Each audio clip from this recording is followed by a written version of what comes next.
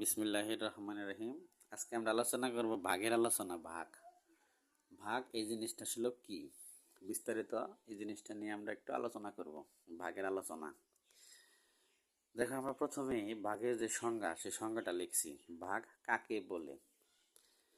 একটি ক্ষুদ্রতম সংখ্যা অপর একটি বৃহত্তম সংখ্যার মধ্যে কতবার আছে তা নির্ণয় করাকে ভাগ বলে। সংজ্ঞাটা কিন্তু একটু মনোযোগ দিয়ে খেয়াল করতে হবে। আসলে সংজ্ঞাটা কি বলছে, ভাগ এই জিনিসটা কি, সংজ্ঞাটা আসলে কি বলছে। বলছে একটি ক্ষুদ্রতম সংখ্যা অপর একটি বৃহত্তম সংখ্যার মধ্যে কতবার আছে তা নির্ণয় করাকে ভাগ বলে। কি বলে? ভাগ বলে। তোমরা ভাগের এই আলোচনাটা, ভাগের সংজ্ঞাটা আগে একটু ক্লিয়ার হয়ে জিনিসটা আসলে কি বলছে। আমি একটু মনোযোগ দিয়া সবাই একটু মনোযোগ দিয়ে দেখো কি বলছে, যে একটি ক্ষুদ্রতম সংখ্যা অপর একটি বৃহত্তম সংখ্যার মধ্যে কতবার আছে। তাহলে আমরা একটা উদাহরণ লিখছি। যেমন আমরা 4 দিয়া 10-এর কি করছি? ভাগ দিছি। 4 দিয়া 10-এর ভাগ দিছি। একটু খেয়াল করি মনোযোগ দিয়া। একটি ক্ষুদ্রতম সংখ্যা, এখানে 4 দিয়া 10-টা আমরা ভাগ দিছি। তাহলে এখানে কি ক্ষুদ্রতম সংখ্যা? এখানে ক্ষুদ্রতম সংখ্যা হলো 4। ক্ষুদ্রতম সংখ্যা তো 4। তাহলে একটি ক্ষুদ্রতম সংখ্যা অপর একটি বৃহত্তম সংখ্যার মধ্যে, তাহলে বৃহত্তম সংখ্যা কে? এখানে বৃহত্তম সংখ্যা হলো 10, ক্ষুদ্রতম কত? 4। তাহলে এই 4 মানে ক্ষুদ্রতম সংখ্যাটা এই বৃহত্তম সংখ্যা 10 এর মধ্যে কতবার আছে? কতবার, খেয়াল কর, কতবার বলছে কিন্তু, কতবার আছে তা নির্ণয় করা আগে। কতবার আছে 4 10-এর মধ্যে কতবার আছে? ধর আমরা যদি 4 10-এর মধ্যে একবার দেই, একবার মানে 4-এর ঘরে নামতা বলি, তাহলে 4-কে 4, 4-কে কত? 4, তাহলে একবার। যেমন এই যে আমি একটু লিখি, যদি এখানে যে 4 গুণন 1 সমান সমান কত? 4। তার মানে আমরা 4-এর একবার দিছি। 4-এর যদি একবার দেই তাহলে ফল হয় কত? 4। আমরা যে 4-এর দুইবার দিই, 4 দুগুণে কত? 8। 4 দুগুণে কত? 8।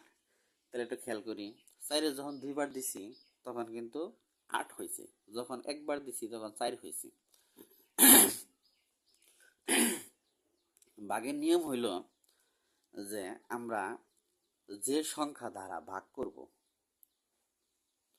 ওই সংখ্যা, যে সংখ্যাকে ভাগ করব, যে সংখ্যাকে আমরা কারে ভাগ করছি? 10-এ, ওই 10-এর উপরে যাওয়া যাবে না। 10-এর কি উপরে যাওয়া যাবে না। যেমন আমরা এখানে 4-এর দুইবার দিছি, 8 হয়েছে, তাহলে আমার আছে এখানে কত? 10। তাহলে 10-এর উপরে কি 8 চলে গেছে? চলে যায় না, কিন্তু 10-এর নিচে আছে 8। তার মানে 10-এর চেয়ে ছোট। হিসাবটা কি? হিসাবটা হলো মানে 10-এর সমান অথবা 10-এর চেয়ে ছোট হইলেও চলবে, কিন্তু 10-এর চেয়ে কি বড় হওয়া যাবে না। তাহলে দেখো 4 কিন্তু 10-এর মধ্যে আমরা, ঠিক আছে কি, দুইবার মানে দুইবার দিছি, দুইবার দিলে কত হয়? 8 হয়। দুইবার দিলে কত হয়? 8 হয়। তার মানে দুইবার দিলে 8 হয়। এখন যদি 3বার দিই, খেয়াল করি, তাহলে 3 4 কত? 12। 3 4 কত? 12। আমরা যদি 3বার দিই তাহলে কিন্তু 12 হয়। তার মানে কি 3বার দিলে কিন্তু 10-এর চেয়ে কি হয়? বেশি যায়। কিন্তু এরকম 10-এর চেয়ে বেশি যাওয়া যাবে না, থাকলে কম থাকতে হবে, কম। তাহলে এই জন্য আমরা কি বলছি, যে একটি ক্ষুদ্রতম সংখ্যা অপর একটি বৃহত্তম সংখ্যার মধ্যে কতবার আছে। তাহলে ক্ষুদ্রতম সংখ্যা এখানে কত? 4, বৃহত্তম সংখ্যা কত? 10। তাহলে 4 এই 10-এর মধ্যে কতবার আছে? দেখো, খেয়াল করো, একবার যদি দেই তাহলে 4 হয়, দুইবার দিলে 8 হয়, 3বার দিলে 12 হয়। তার মানে একবার দিলে অনেক কম থাকে, দুইবার দিলে কাছাকাছি 8, আবার 3বার দিলে কত হয়? 10-এর চেয়ে বেশি হয়ে যায়, 12 হয়ে যায়। তার মানে 3বার দিলে আমাদের 10 অতিক্রম করে যায়, আর দুইবার দিলে 10 চেয়ে কি ছোট থাকে। তার মানে আমাদের এই দুইবারই দিতে হবে। ছোট মানে বড় হওয়া যাবে না, 10-এর চাইতে বড় হওয়া যাবে না, ছোট হইলে সমস্যা নাই। তাহলে এই যে আমরা 4 এই 10-এর মধ্যে কয়বার আছে? দুইবার আছে। এটা যে আমরা নির্ণয় করলাম, এই নির্ণয় করার পদ্ধতিটাই হলো, বা নির্ণয় করার যে একটা সিস্টেম, এই সিস্টেমটাই হলো ভাগ। কথা ক্লিয়ার? নির্ণয় করা সিস্টেমটা কি? নির্ণয় করার সিস্টেমটা হলো একটা ভাগ। যা নিচে আমরা একটা উদাহরণ দিছি, এই যে 5 20 মধ্যে আমরা ভাগ দিছি, মানে 5 দিয়ে 20 ভাগ দিছি, তাহলে কতবার হয় আমরা যদি ভাগ করি, মানে কতবার যায়? একবার যদি দিই তাহলে 5 চক্কে কত? 5। দুইবার দিলে হয় 5 দুগুণে 10, তিনবার দিলে হয় 3 5 15, চারবার যদি দিই, চারবার দিলে 4 5 20, তার মানে চারবার দিলে দেখো, চারবার দিলে জিনিসটা কি হয়?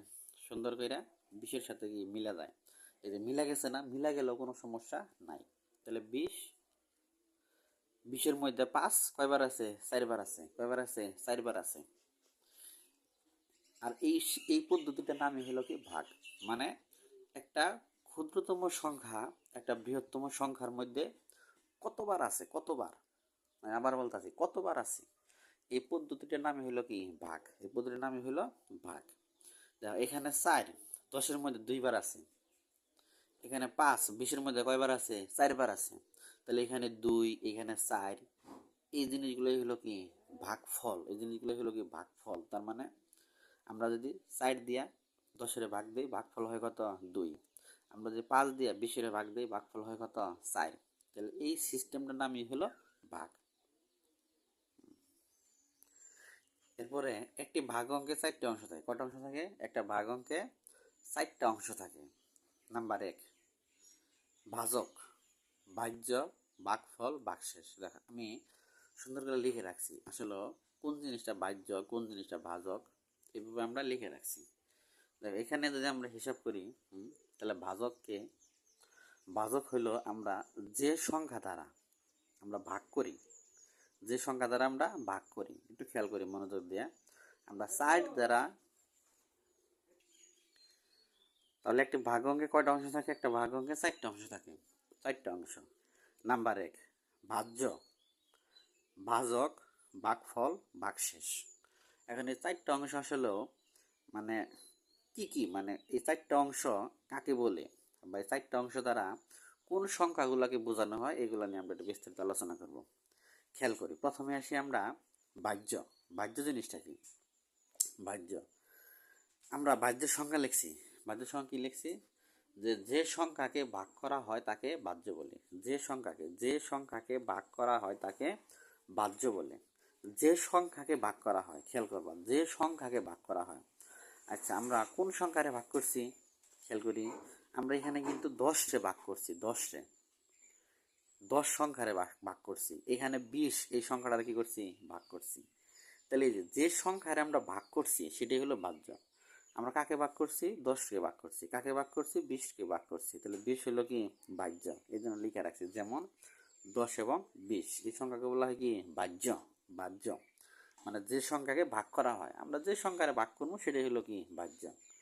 এরপর আসি আমরা ভাজক। ভাজক জিনিসটা কি?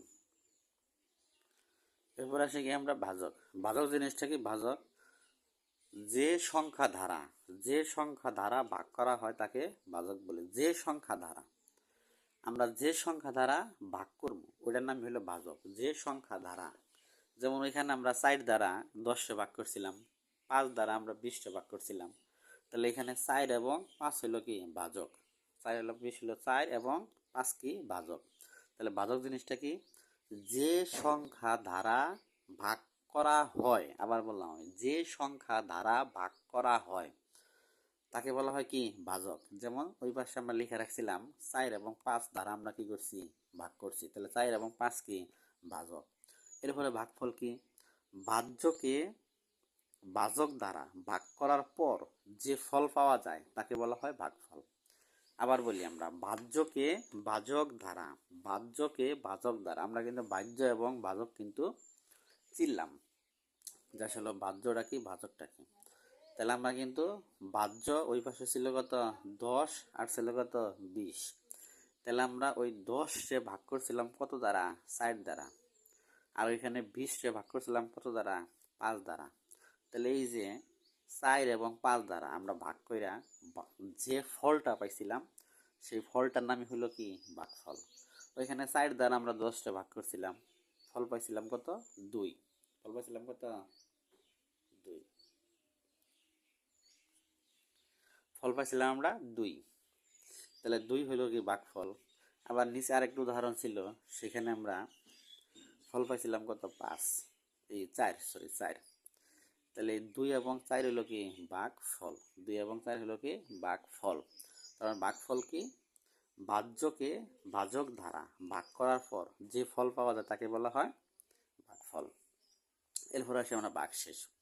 ভাগশেষ জিনিসটা কি, ভাগশেষ হইল যে ভাগ করার পর যে সংখ্যাটি অবশিষ্ট থাকে তাকে বলা হয় ভাগশেষ। ভাগ করার পর যে সংখ্যাটি অবশিষ্ট থাকে, অনেক সময় ভাগ করার পর কোনো সংখ্যা থাকে অবশিষ্ট। যেমন আমরা প্রথমে একটা ভাগ করে দেখাইছিলাম, এই যেখানে 4 দ্বারা আমরা 10টা ভাগ করছি। 4 10-এর মধ্যে কয়বার গেছে, 2বার গেছে। 2বার গেলে ফল হয়েছে কত 8, 4 দুগুণে 8। 8 নিয়ম হইল কি, ওই ভাজ্য থেকে আমরা যতবার দিলাম ওই সংখ্যাটা কি করতে হয়, বিয়োগ করতে হয়। যেমন 10 থেকে 8 যদি বিয়োগ করি, বিয়োগ ফল হয় কত 2। তাহলে এই 2টাই হলো কি ভাগশেষ। তার মানে আমরা কিন্তু দেখো, এই ভাজক দ্বারা এই ভাজ্যকে আমরা ভাগ করছি, ভাগ করার পরে আমাদের একটা সংখ্যা কিন্তু কি অবশিষ্ট রয়েছে, সেই অবশিষ্ট কত 2। এই 2টাই হলো আমাদের ভাগশেষ, এই 2টাই হলো কি ভাগশেষ। তার মানে কোনো সংখ্যা নিঃশেষে বিভাজ্য হয় না। নিঃশেষে বিভাজ্য জিনিসটা কি, আমরা একটু পরে আলোচনা করবো এই জিনিসটা আসলে কি। দেখো উপরের এই আমরা যে ভাগ করছি 4 দ্বারা এই 10টা, এটা কিন্তু নিঃশেষে বিভাজ্য হয় নাই। নিঃশেষে বিভাজ্য না হইলে সেই অঙ্কে ভাগশেষ থাকে। আর এই যে নিচে আরেকটা ভাগ করছি, এটা কিন্তু নিঃশেষে বিভাজ্য হয়েছে। তার মানে কি, এই 5 20-এর মধ্যে 4 বার গেছে, 4 বার গেলে আমাদের ফল হয়েছে কত 20, 4 5 20। তো 20 থেকে 20 আমরা যদি বাদ দিই, বিয়োগ ফল থাকে কত 0। তার মানে বিয়োগ ফল যদি 0 হয় তাহলে কিন্তু ওইটাকে বলা হয় নিঃশেষে বিভাজ্য। কি বলা হয়, নিঃশেষে বিভাজ্য। তার মানে আমরা সহজ কথা যদি বলি, যদি কোনো অঙ্কের ভাগ শেষ না থাকে তাহলে আমরা বলবো নিঃশেষে বিভাজ্য, নিঃশেষে বিভাজ্য। যে উপরের সংখ্যাটা কিন্তু ভাগ শেষ আছে 2, এটা কিন্তু নিঃশেষে বিভাজ্য নয়।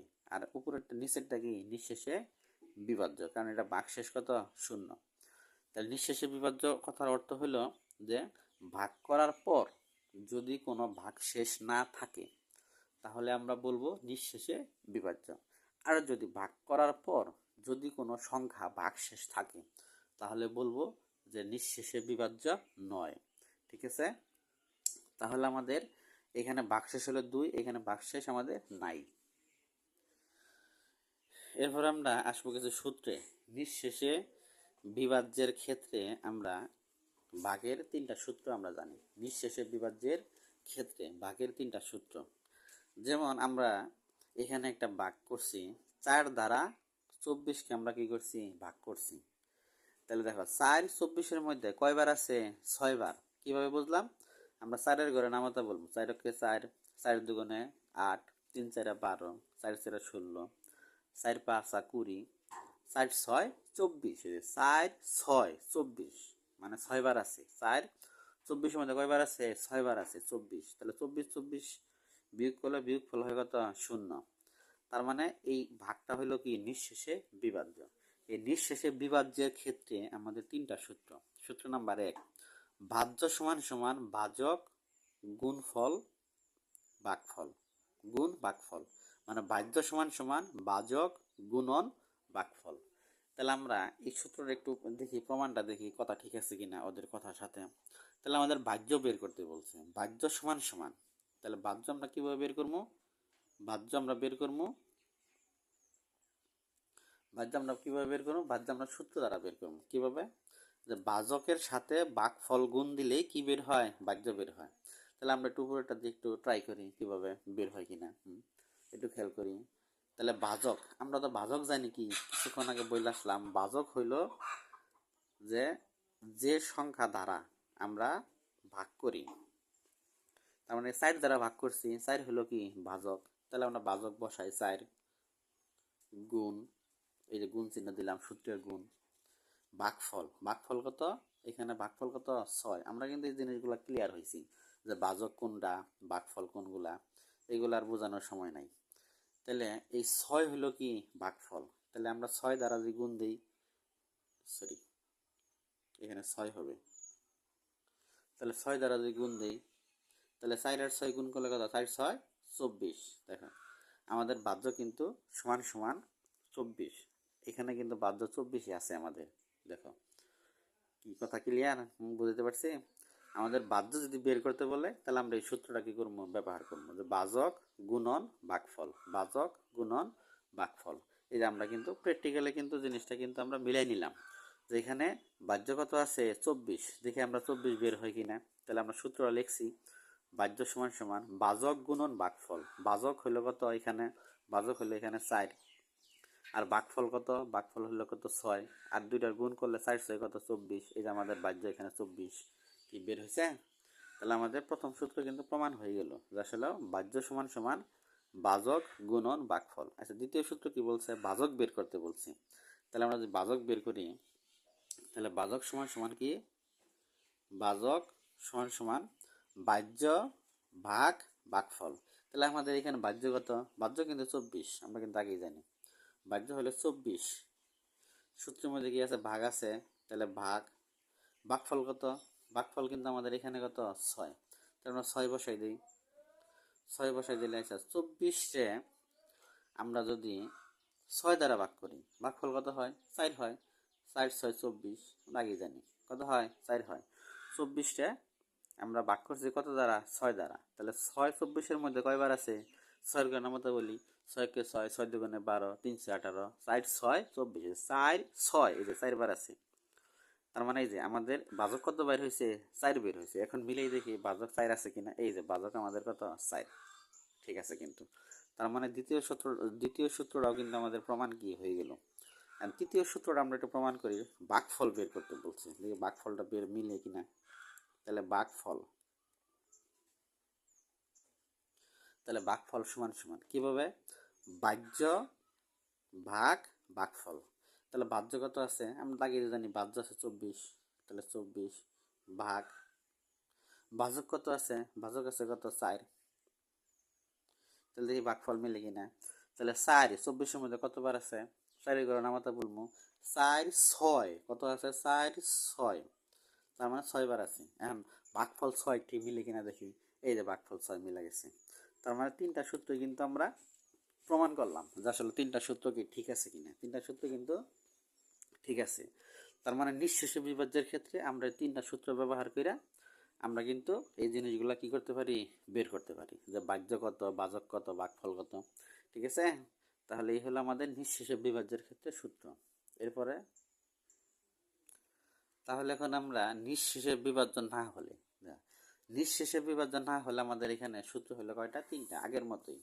নিঃশেষে বিভাজ্য হলেও সূত্র তিনটা, নিঃশেষে বিভাজ্য না হলেও সূত্র এখানে তিনটা। আমি তিনটা সূত্র লিখে রাখছি, বাহ্য সমান সমান কত, বাহ্য সমান সমান ভাজক গুণ ভাগফল যোগ ভাগশেষ। একইভাবে দ্বিতীয় এবং তৃতীয় সূত্র এখানে লেখা আছে। তো আমরা একটা ভাগ অঙ্ক করছি এখানে, যে 3 দ্বারা আমরা 17-কে কি করছি, ভাগ দিছি, 3 দ্বারা 17-রে ভাগ দিছি, একটু খেয়াল করি, 3 দ্বারা 17-রে ভাগ দিছি, ভাগ করলে কত হয়, 3 17-এর মধ্যে কতবার আছে, আমরা 3 করে নামতা বলবো, 3 কে 3, এইভাবে 3 5 15 কত হয়, 3 5 15 মানে 5 বার আছে, কয়বার আছে, 5 বার আছে। তাহলে এই যে 3 5 15, এই যে 15 লিখছি, তাহলে 17 থেকে 15 বিয়োগ করলে বিয়োগফল কত হয়, 2 হয়। তাহলে এখানে আমাদের ভাগশেষ কত 2, আমাদের বাহ্য কত, বাহ্য হলো 17, ভাজক কত 3, ভাগফল কত 5। আমরা সব জিনিসগুলো এখানে লিখে রাখছি। তো আমরা একটু সূত্র, 1 নাম্বার সূত্র একটু প্রমাণটা করবো, দেখি আসলে মিলে কিনা। আমাদের 1 নাম্বার সূত্র কি বলছে, ভাজ্য সমান সমান, আমাদের ভাজ্য সমান সমান মানে ভাজ্যটা আমাদের কি বের করতে বলছে, এই সূত্র দ্বারা আমরা দেখি ভাজ্যটা এই সূত্র দ্বারা আসলে বের হয় কিনা। একটু খেয়াল করি, ভাজ্য সমান সমান আমরা লিখছি ভাজক গুণ ভাগফল যোগ ভাগশেষ। আমরা সূত্রের মধ্যে শুধু আমাদের মানগুলা কি করবো, একটু বসাই দেবো, একটু খেয়াল করি। তাহলে আমরা লিখছি ভাজ্য সমান সমান, তাহলে ভাজক কত, ভাজক কিন্তু আমাদের এখানে আমরা জানি যে 3, ভাজক কত 3, তাহলে ভাজকের জায়গায় আমরা কত বসাইছি 3, এই যে গুণ, এই যে গুণ, ভাগফল কত, ভাগফল কিন্তু আমরা জানি কত 5, ভাগফল কত 5, তাহলে 5 বসাইছি। এই যে যোগ, এই যে আমরা যোগ চিহ্ন দিছি, ভাগশেষ আমরা ভাগশেষ জানি কত 2, আমরা 2ও কিন্তু বসাইছি। তার মানে টোটাল সূত্রটার মধ্যে আমরা শুধু কি বসাইছি, এই মানগুলো আমরা শুধু বসাইতেছি। বসাইতে আমরা দেখবো যে আসলে প্রমাণ ঠিক আছে, মানে সূত্র ঠিক আছে কিনা। আমরা ভাজকের জায়গায় ভাজকের মান বসাইছি, ভাগফলের জায়গায় ভাগফলের মান বসাইছি, ভাগশেষের জায়গায় ভাগশেষ বসাইছি। বসাইয়ে আমরা এখন একটু হিসাব করবো। 3 আর 5 গুণ করলে কত, 3 5 15, যোগ কত 2, তাহলে 15 আর 2 যোগ করলে কত 17। এখন আমরা একটু খেয়াল করি, ভাজ্য আমাদের এইখানে সূত্র দ্বারা আমাদের কত বের হয়েছে, 17 বের হয়েছে। ভাজ্য ভাজ্য সমান সমান কত 17। এখন আমরা একটু বাস্তবে একটু অঙ্কের মধ্যে যাই, আসলে ভাজ্য 17 আছে কিনা। এখন দেখি আমাদের ভাজ্য কিন্তু এখানে 17ই আছে, এই যে 17, ভাজ্য কত 17। তার মানে আমাদের প্রথম সূত্রটা কিন্তু মিলে গেছে, প্রথম সূত্র কিন্তু আমাদের সত্য। একইভাবে দ্বিতীয় এবং তৃতীয় সূত্র আপনাদের জন্য এটা HW, এটা করে আমার দেখাবেন যে দ্বিতীয় এবং তৃতীয় সূত্র আমাদের এই সূত্র ব্যবহার করে আমাদের এই বাস্তবে যে আমরা ভাগটা করছি, ভাগের যে ভাজক ভাগফল আছে এইগুলো মিলে কিনা। ঠিক আছে, এটা HW। ওকে, 2 নাম্বার আর 3 নাম্বার HW।